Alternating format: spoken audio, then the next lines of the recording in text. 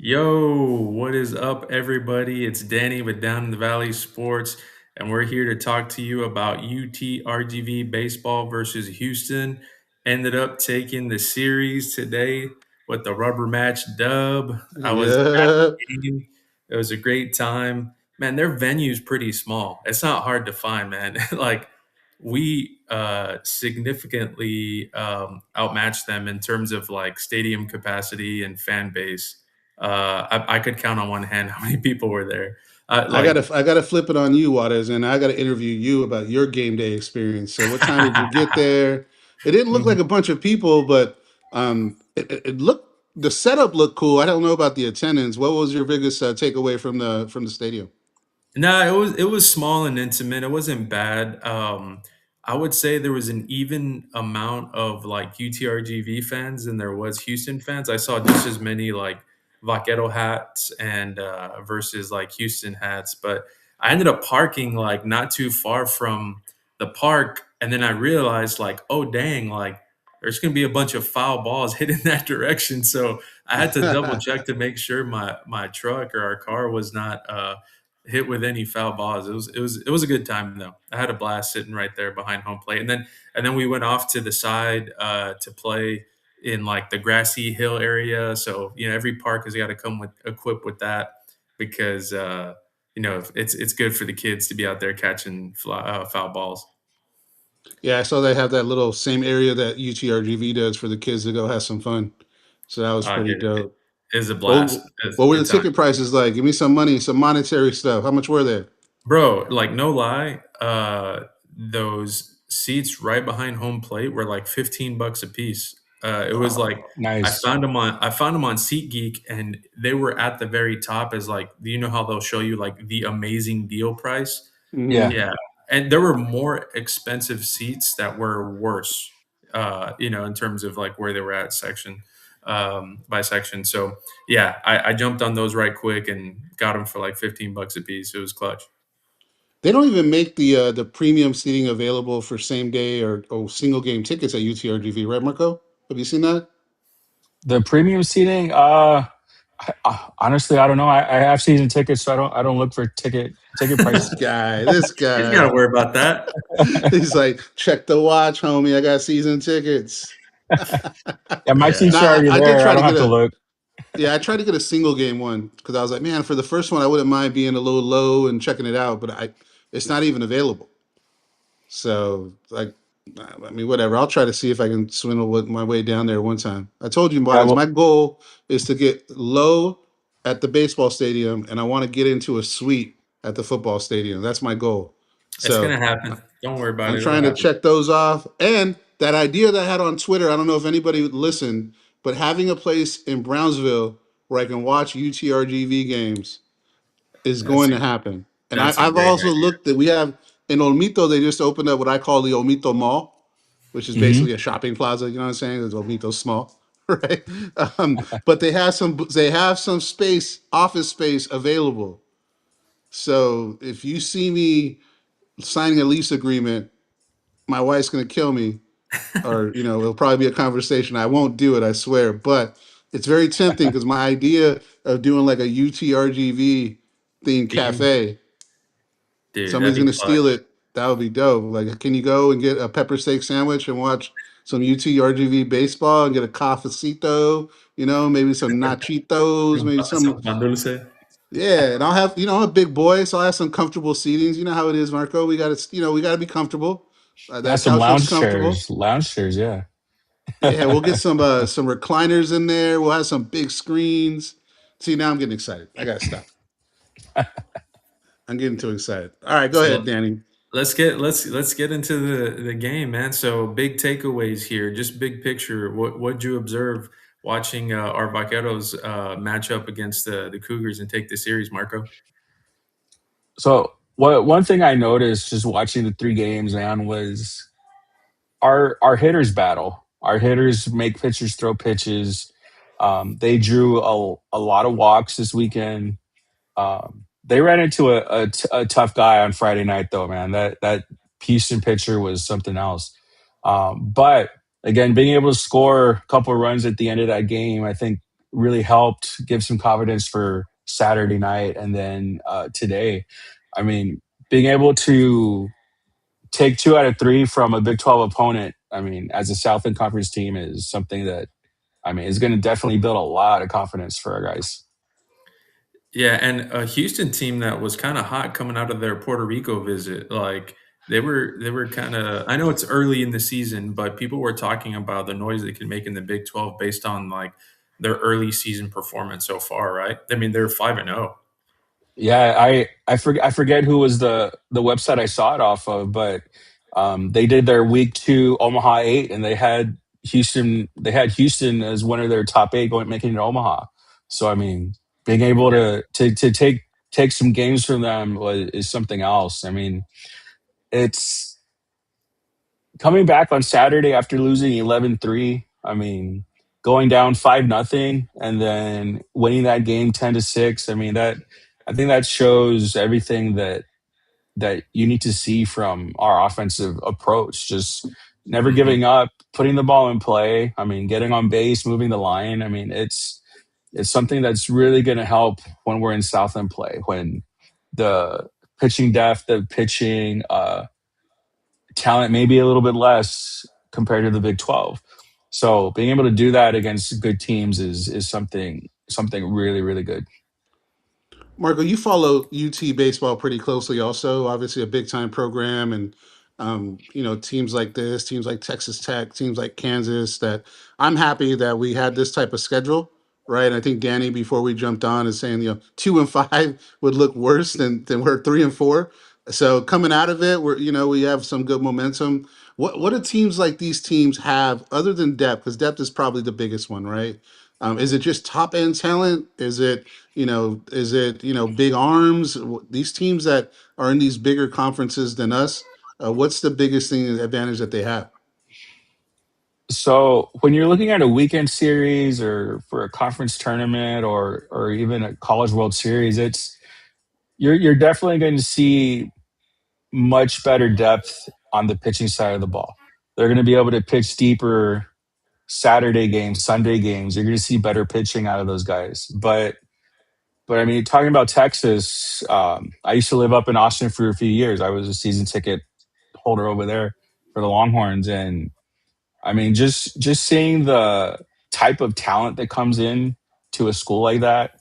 I mean, their Sunday starter right now, Dylan Volantis, who Mm. was the SEC closer of the year last year, and now he's their Sunday starter. He's their number 3 pitcher, and you just have a bunch of talent like that. I mean, you can get better players coming in from the transfer portal. I mean, it's a different monster when you get to schools like that. I mean, it's the good thing about baseball. I mean, mid majors can compete. I mean, it's not like football or basketball where you're kind of going to see the top teams make it to the end. But baseball is one of those sports where um, size isn't everything, talent isn't everything, but it does mean a lot, especially when you have a school like Texas. Yeah, they can afford the depth, right? Like you're talking about. They can throw, some cash at some additional depth on the team and get away with a couple bad games here and there, Yep. uh, due to that they can try to out talent people. But mid-major teams still make deep runs. Like Hmm. UTRGV is still very much capable of pulling off a coastal Carolina type of run. Back to the series that we had this weekend. I mean, really turned it around after going down 5-0. Like I talked about the experience and maturity that we have on this team, and it was proven game 2, and that success rolled right into today's game. First inning, Thomas Williams, slowly becoming my favorite player on the team. Hey, there's a lot of guys that get a bunch of love, and what much deserved, kudos and accolades that they've received. But man, Thomas Williams, dude, he battles every at bat, draws walks, takes good cuts, brings in runs. Like I really, really like the kid. And how many RBIs did he have today? Was it like 3 or 4? Yeah, he had some really big hits. I don't have the stats in front of me for today, but yeah, he drove in Four RBIs.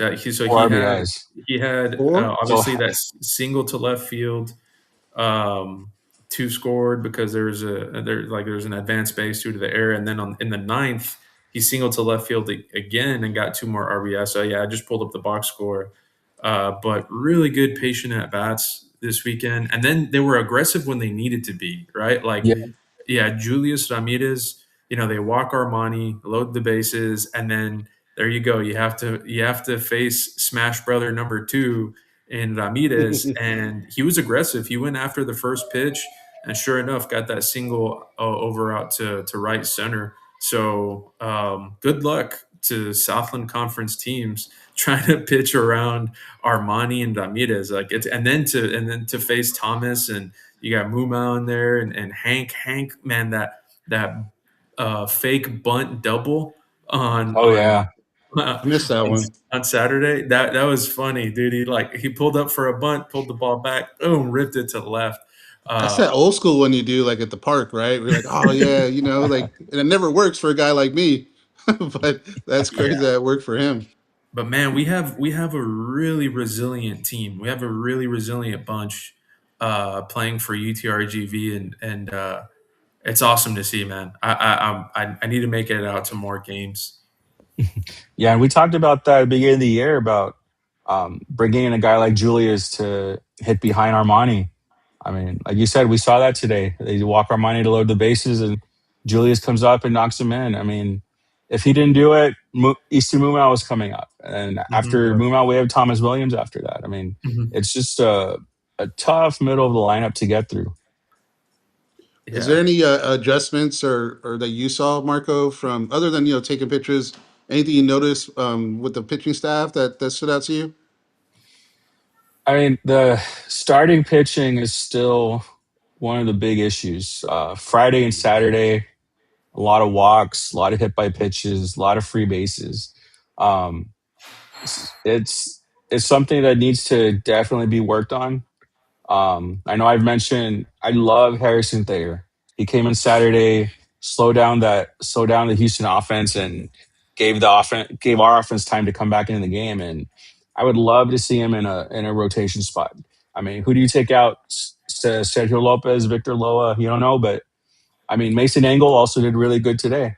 So I mean, if you can have starting pitching that throws strikes, let your defense work for you. I think that's the biggest thing. I mean, so we can't be giving up free bases and every single game and expect to last this season. I mean, it's going to wear out our bullpen as the year goes on. Hmm. What do you So think about that low strike zone? Uh, I'll give you my opinion, right? Because like it's too low. Like I would rather it be a little high than too low. In my opinion, that's not a baseball guy because some of those pitches I just think are unhittable. Right. So you, Marco, maybe you and Danny, you guys played a lot more than I did. What do you? I noticed it. They were talking about it. Now the catch was framing really well. He was mhm. doing his job, but the good thing is I feel like they were calling it consistent. I got to give it to them. I Yeah, felt those. I just don't know if I liked it. What do you guys think? there were some murmurs and comments in the crowd too about the strike zone. Like Oh yeah. it wasn't just visible on TV or by the broadcasters. Like everybody was talking about it in the crowd as well. And some of the comments they said was, well, where at least he's consistent, right? Like he picked his strike zone and he stuck to it. But then even then, there was some, like, I think Hank Warren got caught looking on a strikeout, and that pitch, it was like a breaking ball that hung and it was high, like it was yeah. So there were moments of inconsistency, but you can tell he was calling strikes low. yeah, it was consistent, but I agree. I didn't like it. It was it was too wide. It was too far up and down, but I mean, it was consistent for both sides. I mean, that's I guess that's all you can ask for.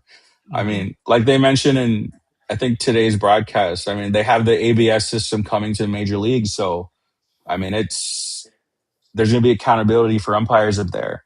I mean, maybe eventually we get that down in college, but but still, I think that's one of the um,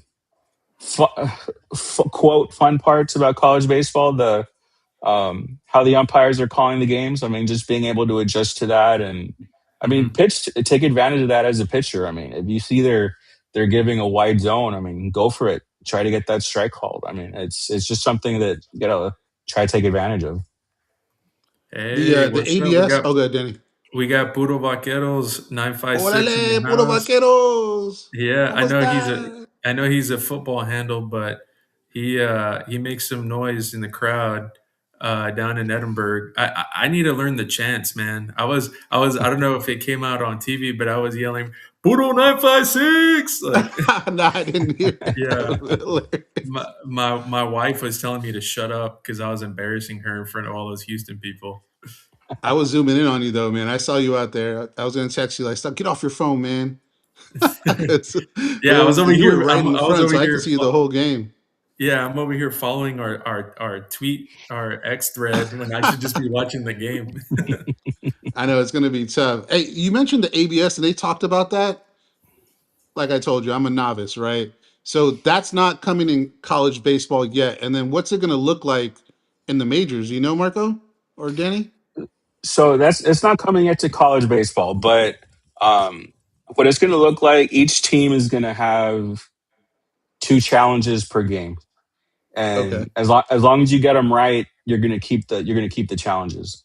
They keep moving. So The two you get two and with the moving needle. If you got it right, you can keep going. Or is that two? Is two the total and that's it? no, I mean you could challenge it 30 pitches a game if you get them all right. I mean it's going to be you're going to get to keep those. I mean I don't so know if I like that. Well, I mean, the process is really quick. It takes maybe a handful of seconds. So it's not Okay. something that's going to disrupt the flow of the game. Yeah, it's going to be no, interesting if that comes down to the college baseball. Go ahead, Danny. I mean, historically speaking, I'm just happy to see a little accountability, right? Like Hmm. for the longest time, umpires just had complete authority. And I know they're officiating the game, but I mean, bad calls are bad calls, and they're similar to other sports. You should have the ability to challenge. Mhm. I like to have only two to use the whole game. If they could just do two, just like basketball. I think basketball you're limited to the one, or they have a limit to it. If that would be kind of dope. Then you know what you can. You might save it till later. There's some more coaching behind it. Puro Vaquero says you got to be loud, and that don't worry about the wife if she's mad with us. Trust I, me. Marco, your wife goes to the game, right? Yeah, yeah, she goes with me to the games. Yeah, we both have season tickets. I think it's our third year now with season tickets there at UTRGV. So the UTRGV stuff, man. So the one, so you got to update me on the different chants because Juarez is right. There's a lot at UTRGV. There's a lot of different chants. The one I know that the "Who Cares" one is hilarious. You know about that one, Danny? Yeah, I've heard of it. Yeah. Yeah. Now coming up to plate, Marco Juarez, right? Or Marco, and they say who? They say Juarez is a cares. I thought that's hilarious. Yeah. The ball four. What do they say for ball four? After ball three and they're going to pitch ball four, what are they saying? So if the pitcher's struggling throwing strikes, I mean, it's just ball four, Okay. and then so if he misses that pitch, you just keep adding on to it. I mean, Mm, it's something that Texas A&M has done forever, and just Yeah. something our fans picked up on. I mean, it when the whole state is getting into it, you can definitely see it affecting the visiting pitchers at times. I mean, it's one of those things where if you're not strong mentally, it's going to get to you. how about we do the one? You know how when somebody fouls out in basketball, and then after they foul out, whenever they take a step, they go left, right, left. I thought that would be kind of cool. Maybe we could. I've seen the na na na na na na na Yeah. na. See. Hey, hey, hey, goodbye. You can do that one. If like they toss the opposing manager. Yeah, we Well, got to come up with something. then the next time you go to a game, you got to go to the third base side.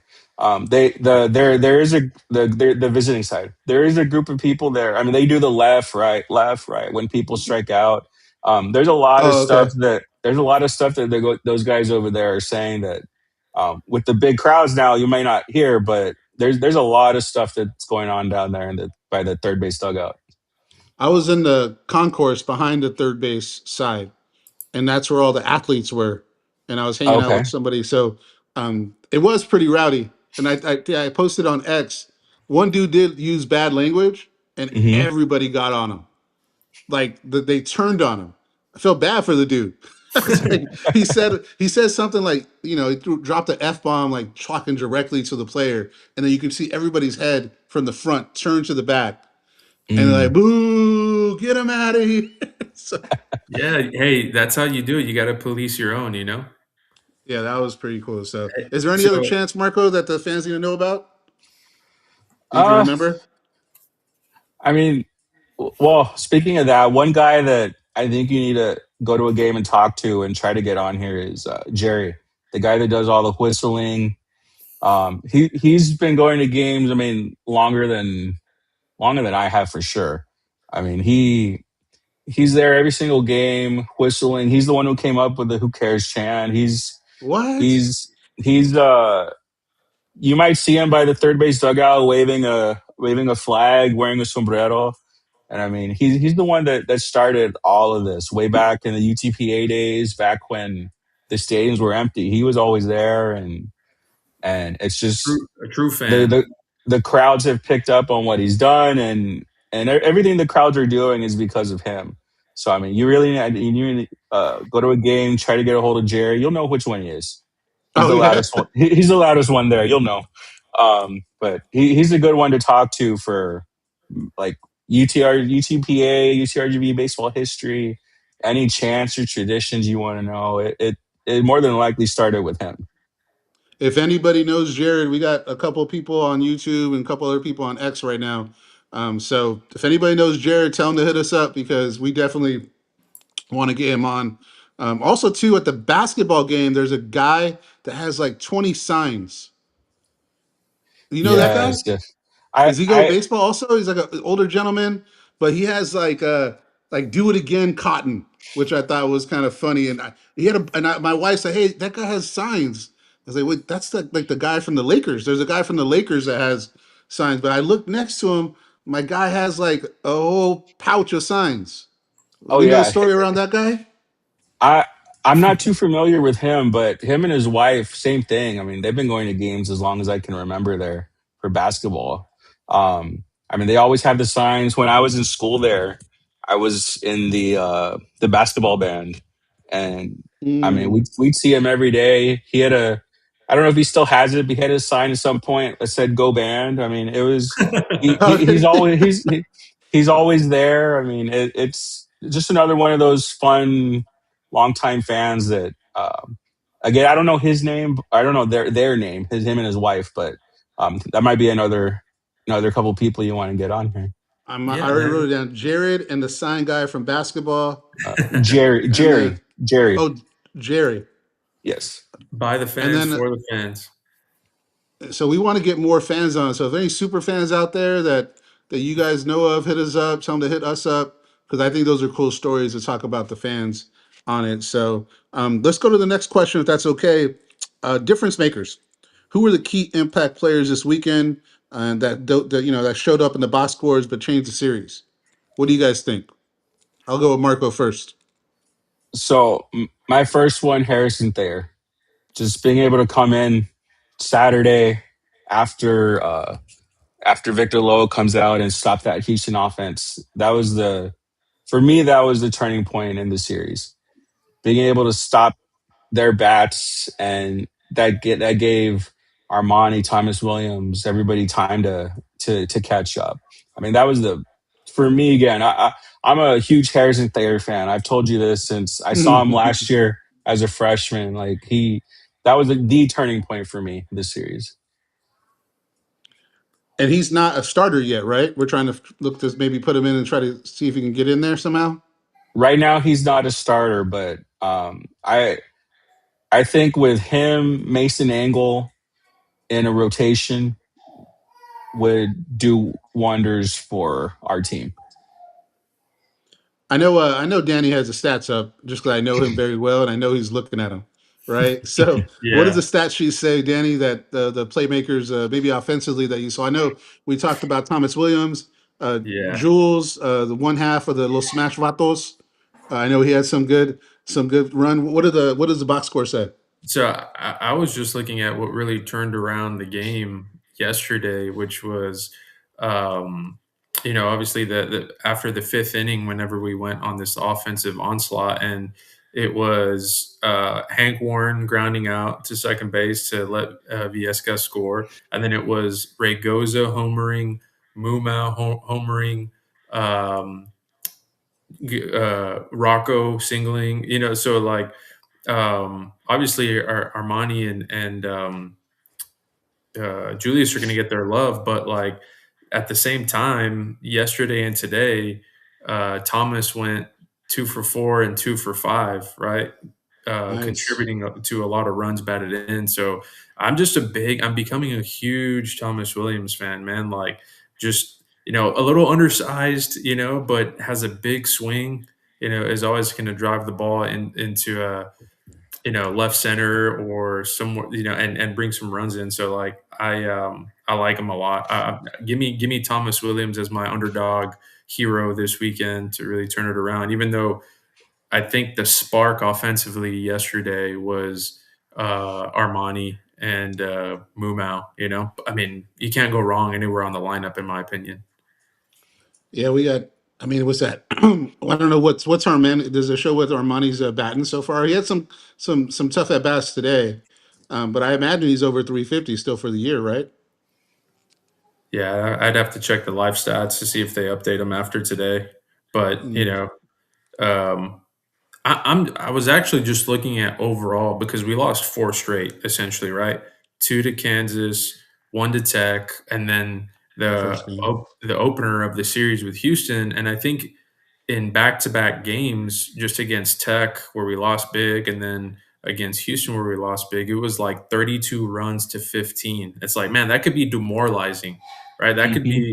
That could be crushing to a young team or an immature team, right? But props to Coach Matlock and the experience on this team to get their head right, being down, on Saturday, and then rallying, coming back, and then rolling right into today. Today was like a good grinded out type of win. So anyway, back to you.